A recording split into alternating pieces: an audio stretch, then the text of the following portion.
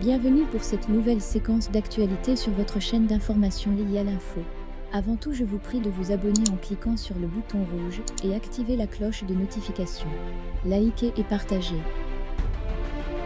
Laurent Gbagbo est annoncé pour être de retour à Abidjan le 17 juin 2021, après une décennie passée hors de la Côte d'Ivoire, dans le cadre de son procès contre le procureur de la Cour pénale internationale, CPI, qui l'accusait de crimes de guerre et crimes contre l'humanité.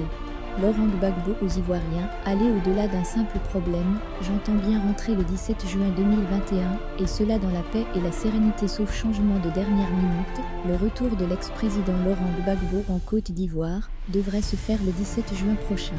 Après son acquittement définitif par la CPI le 31 mars dernier, le président de la République, Alassane Ouattara, a exprimé sa volonté de voir son prédécesseur revenir dans son pays natal. Le chef de l'État a même publiquement déclaré que les deux ex-pensionnaires de la CPI, que sont Laurent Gbagbo et Charles Blé Goudé, étaient libres de rentrer en Côte d'Ivoire quand ils le souhaitaient. Mieux, toutes les dispositions utiles seront prises afin de garantir un retour apaisé, sécurisé et confortable à Laurent Gbagbo et à sa famille. Depuis cet acquittement, une polémique a cours sur le format de l'accueil du fondateur du FPI, Front Populaire Ivoirien, à son retour. Pour ses partisans, un tel événement ne peut pas être discret. Un tel événement, que le monde entier attend, ne peut pas se faire du tout en cachette ou de façon réduite. Nous n'allons pas discuter, et je ne vois pas comment cela pourrait se faire en dehors du cadre normal d'une manifestation populaire, a confié Justin Koné-Katinan, porte-parole de Laurent Gbagbo, sur les ondes de RFI. Une position qui n'est pas du tout du goût du RHDP. Pour le parti au pouvoir, Laurent Gbagbo a été acquitté sur la base de 5 chefs d'accusation sur lesquels la CPI a statué.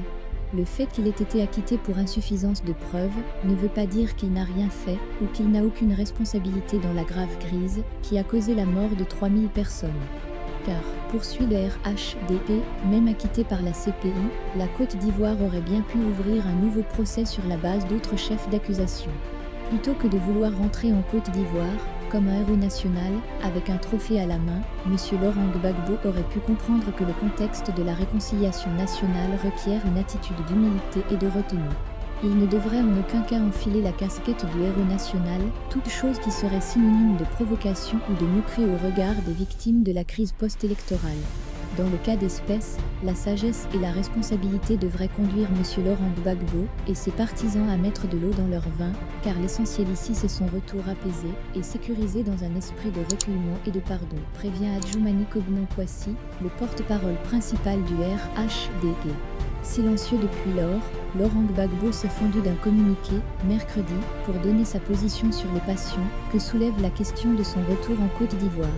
Suite à la destruction des affiches à son effigie, l'ancien chef de l'État appelle les Ivoiriens à l'apaisement et leur demande d'aller au-delà d'un simple problème d'affichage. Histoire de dire à tous que le format d'un accueil n'est pas là le plus important pour lui. Ce qui importe, c'est plutôt son retour sécurisé au pays de ses ancêtres. Il estime que le chantier de la réconciliation est bien plus important que cela. Le président Laurent Gbagbo rappelle qu'il entend bien rentrer dans son pays le 17 juin 2021, et cela dans la paix et la sérénité, fait savoir Maître Habiba Touré, avocate personnelle du président Laurent Gbagbo.